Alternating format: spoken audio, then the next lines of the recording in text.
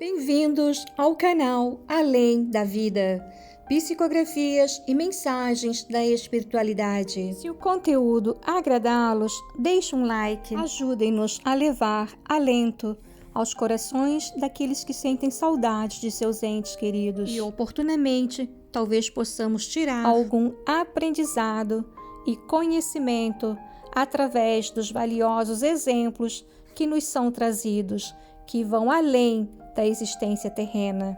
Gratidão por sua companhia e inscrição no canal. Psicografia recebida pela médium Paula Alves, ditada pelo mentor espiritual Erasmo Gurgel. Relato do espírito de Samuel. Tem muitos que não se revoltam, mas eu não aceitava aquela encenação de ficar esperando por novos pais.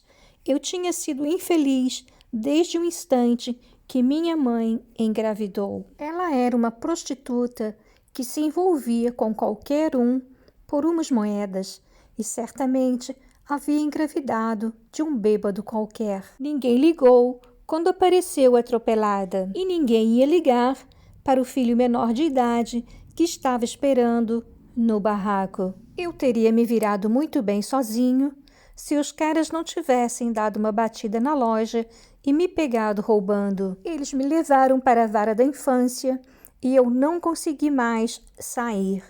Precisava ficar ali, naquela prisão com fachada especial.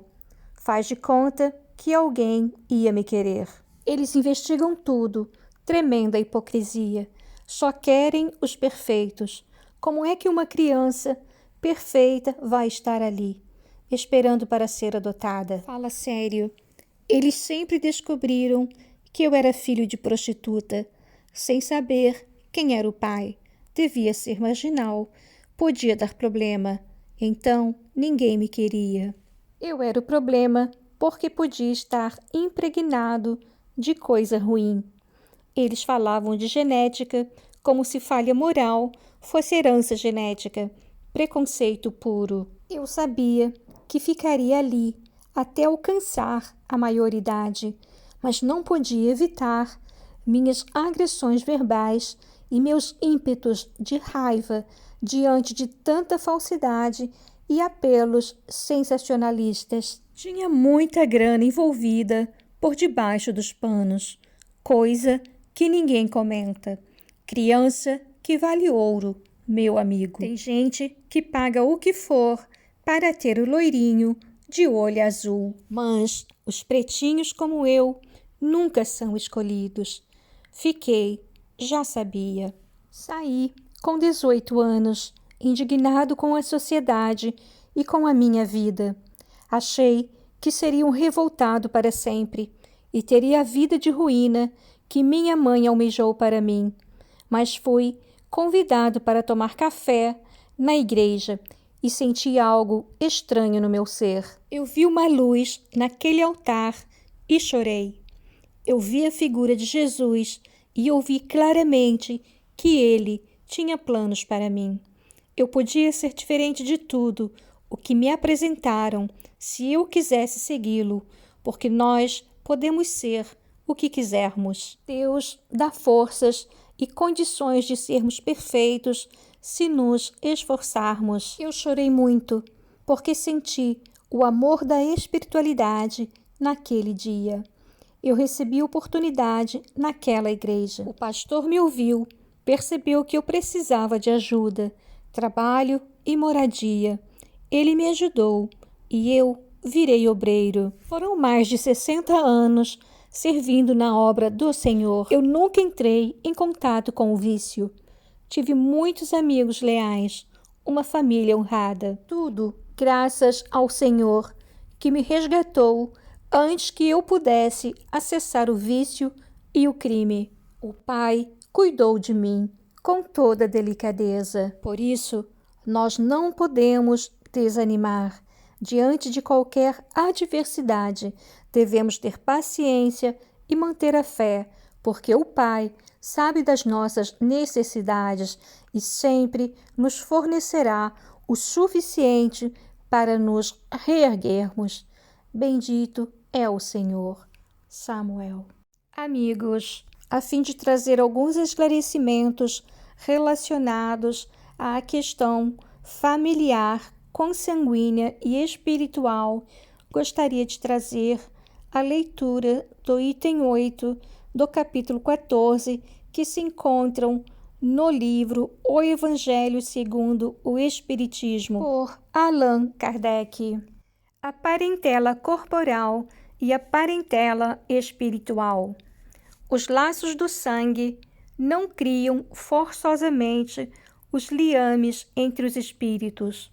O corpo procede do corpo, mas o espírito não procede do espírito, porquanto o espírito já existia antes da formação do corpo.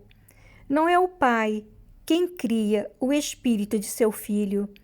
Ele mais não faz do que lhe fornecer o invólucro corpóreo, cumprindo-lhe, no entanto, auxiliar o desenvolvimento intelectual e moral do filho, para fazê-lo progredir.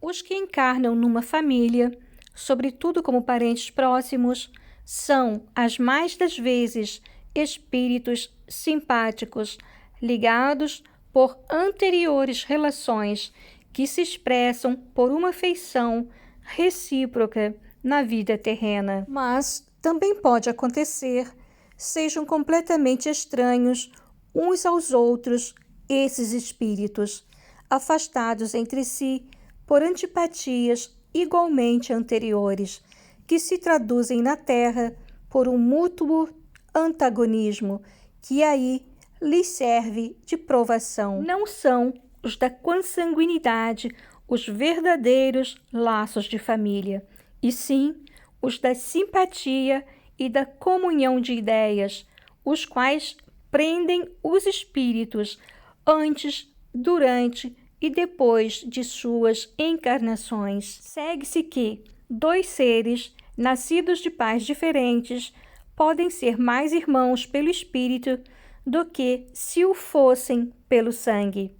Podem, então, atrair-se, buscar-se, sentir prazer quando juntos, ao passo que dois irmãos consanguíneos podem repelir-se, conforme se observa todos os dias, problema moral que só o Espiritismo podia resolver pela pluralidade das existências. Há, pois, duas espécies de famílias: as famílias pelos laços espirituais e as famílias pelos laços corporais. Duráveis, as primeiras se fortalecem pela purificação e se perpetuam no mundo dos espíritos, através das várias migrações da alma. As segundas, frágeis como a matéria, se extinguem como o tempo e muitas vezes se dissolvem moralmente, já na existência atual. Foi o que Jesus quis tornar compreensível, dizendo de seus discípulos: aqui estão minha mãe e meus irmãos, isto é, minha família pelos laços do Espírito, pois todo aquele que faz a vontade de meu Pai, que está nos céus, é meu irmão, minha irmã e minha mãe. A hostilidade que lhe moviam seus irmãos se acha claramente expressa em narração de Marcos, que diz terem eles o propósito de se apoderarem do Mestre, sob o pretexto de que este perdera o espírito. Informado da chegada deles, conhecendo os sentimentos que nutriam a seu respeito, era natural que Jesus dissesse, referindo-se a seus discípulos do ponto de vista espiritual: eis aqui meus verdadeiros irmãos, embora na companhia daqueles estivesse sua mãe. Ele generaliza o ensino, que de maneira alguma implica haja pretendido declarar que sua mãe, segundo o corpo, nada lhe era como espírito, que só indiferença lhe merecia. Provou, suficientemente o contrário em várias outras circunstâncias.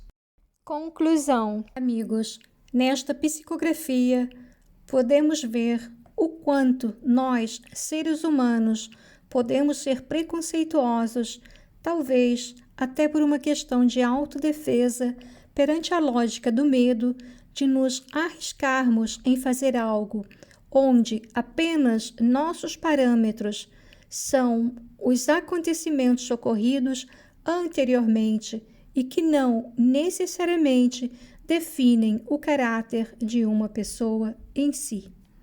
Gratidão por sua companhia e inscrição no canal.